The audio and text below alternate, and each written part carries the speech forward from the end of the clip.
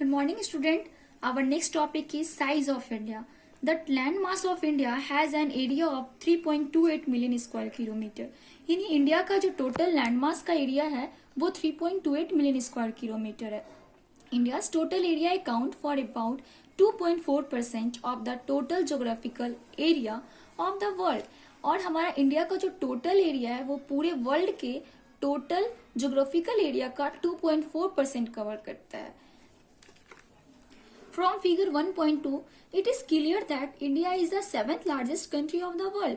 इस फिगर में यहाँ शो कर रहा है कि इंडिया जो है वो सेवेंथ लार्जेस्ट कंट्री है हमारे वर्ल्ड का. तो फर्स्ट लार्जेस्ट कंट्री कौन है? तो वो रसिया है, कनाडा है, USA, China, Brazil, Australia and seventh पे इंडिया. ये एरिया वाइज है, लेकिन पॉपुलेशन वाइज जो है वो हमारा चाइना फर्स्ट लार्जेस्ट कंट्री और इंडिया सेकेंड लार्जेस्ट कंट्री है. India has a land boundary of about 15,200 km and the total length of the coastline of the mainland including Andaman and Nicobar and Lakshadweep is 7,516.6 km. यानी कहने का मतलब है कि India का इस total land को देखा जाए, बाउंड्री ऑफ लैंड को देखा जाए तो टोटल 15,200 किलोमीटर है. और ये कोस्ट लाइन यानी तटीय सीमा, इस टोटल कोस्ट लाइन की लेंथ को देखा जाए तो ये 6100 किलोमीटर है. लेकिन लक्षद्वीप एंड अंडमान निकोबार ये दोनों इसको तीनों को मिला दिए जाए, इस मेन लैंड को और लक्षद्वीप के कोस्ट लाइन को और अंडमान निकोबार की कोस्ट लाइन को, तो टोटल लेंथ जो है वो 7,516.6 किलोमीटर है. लेकिन लैंड बाउंड्री को देखा जाए तो वो मेरा 15,200 किलोमीटर है. Next, India is bounded by young fold mountain in the north west, north and north east. हमारा इंडिया का जो है वो नॉर्थ साइड से और नॉर्थ वेस्ट साइड से फोल्ड माउंटेन से, यंगफॉल माउंटेन से घिरा हुआ है. जैसे एक एग्जाम्पल है हिमालय, हमारा इंडिया जो है वो हिमालय माउंटेन से घिरा हुआ है. South of about 22 degree north latitude, it begins to taper and extends towards the Indian Ocean, dividing it into two seas, the Arabian Sea on the west and the Bay of Bengal on its east.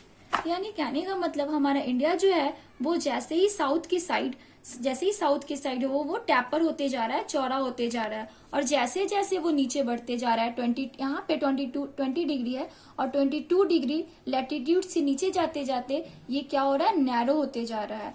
और यहाँ पे हमारा Indian ocean है, इसको 2 parts में divide कर देता है. वेस्ट साइड है अरेबियन सी और ईस्ट साइड है बे ऑफ बंगाल.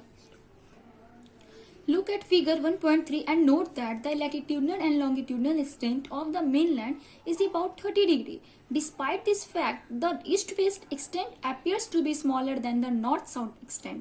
यानी कहने का मतलब है कि लैटिट्यूडनल एंड लॉन्गिट्यूडनल एक्सटेंट यानी विस्तार जो है वो मेनलैंड का लगभग 30 डिग्री का है.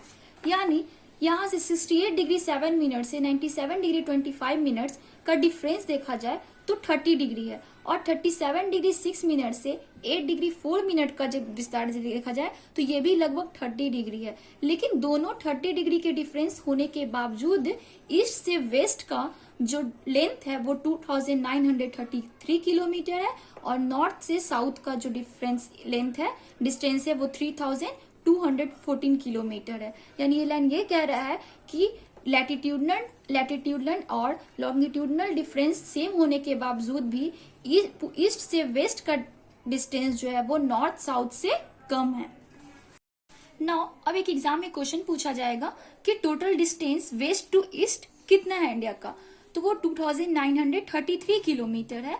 वेस्ट में कहाँ से? गुजरात के कच्छ से लेकर ईस्ट में अरुणाचल प्रदेश तक एंड नॉर्थ से साउथ तक टोटल डिस्टेंस पूछा जाएगा तो वो 3,214 किलोमीटर है. तो नॉर्थ में ये डिस्टेंस कहाँ से मेजर किया गया है? तो नॉर्थ में कश्मीर से लेकर साउथ में कन्याकुमारी तक. Next, from Gujarat to Arunachal Pradesh there is a time lag of 2 hours. Hence, time along the standard meridian of India passing through Mirzapur in Uttar Pradesh is taken as the standard time for the whole country. यानी कहने का मतलब जिसके कारण क्या होता है, जिस समय अरुणाचल प्रदेश में सनराइज होता है, गुजरात और अरुणाचल प्रदेश के बीच में 2 आवर्स का टाइम लैग होता है, यानी 2 घंटे का अंतर होता है. यानी जिस समय अरुणाचल प्रदेश में सनराइज होगा देन उसके ठीक 2 आवर्स के बाद गुजरात में सनराइज होगा.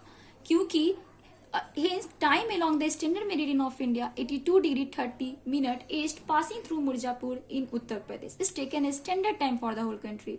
ये एक स्टैंडर्ड मेरिडियन ऑफ इंडिया है, ये 82 डिग्री 80 से जस्ट आगे 82 डिग्री 30 मिनट ईस्ट से ये लाइन गुजरता है। और ये लाइन कहाँ गुजरता है, कहाँ से गुजरता है, तो ये उत्तर प्रदेश के मिर्जापुर से शहर से गुजरता है। और ये इसीलिए इसको इंडिया का स्टैंडर्ड टाइम और पूरे वर्ल्ड के लिए इसे स्टैंडर्ड टाइम माना गया है।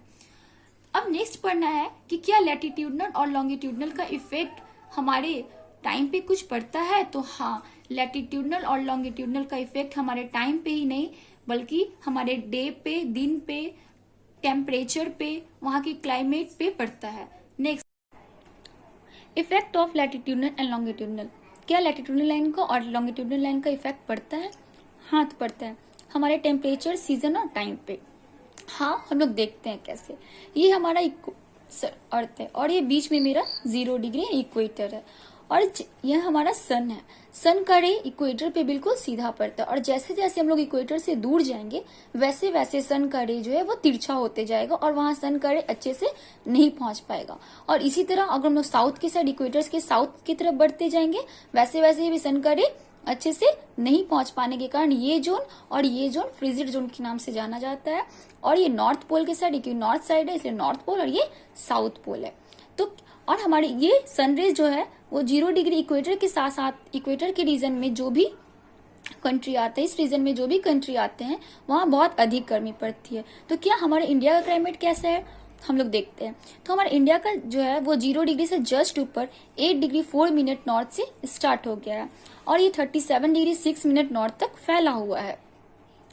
तो ये 8 डिग्री 4 मिनट नॉर्थ यानी हमारा यहाँ पे केरल एंड कन्याकुमारी है और 37 डिग्री 6 मिनट नॉर्थ यहाँ पे मेरा जम्मू एंड कश्मीर में। तो ये इक्वेटर के पास सबसे अधिक गर्मी पड़ती है, ये सबसे अधिक गर्म वाला क्षेत्र है क्योंकि यहाँ सन की रेस बिल्कुल सीधी पड़ती है।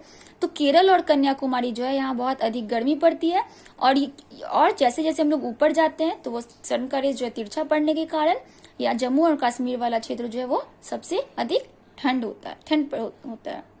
Next topic is India's neighbor. India occupy an important strategic position in South Asia. India has 29 states and 7 union territory. Now, लेकिन अब 29 स्टेट ना होगा, 28 स्टेट हो गए एंड 8 यूनियन टेरिटोरी हो गए। यानी हमारा इंडिया जो है वो साउथ एशिया में लाइक करता है। India share its land boundary with Pakistan and Afghanistan in northwest, China, Nepal and Bhutan in the north, and Myanmar and Bangladesh in the east. Our southern neighbor across the sea consists of 2 island countries, namely Sri Lanka and Maldives. सी है कि हमारा जो India का जो पड़ोसी देश है, neighbouring country जो है वो इंडिया अपना बाउंड्री इंडिया अपना लैंड बाउंड्री किस किस कंट्री के साथ शेयर करता है। तो वेस्ट की साइड में जो इंडिया है वो हमारा पाकिस्तान और अफगानिस्तान के साथ अपना लैंड बाउंड्री शेयर करता है।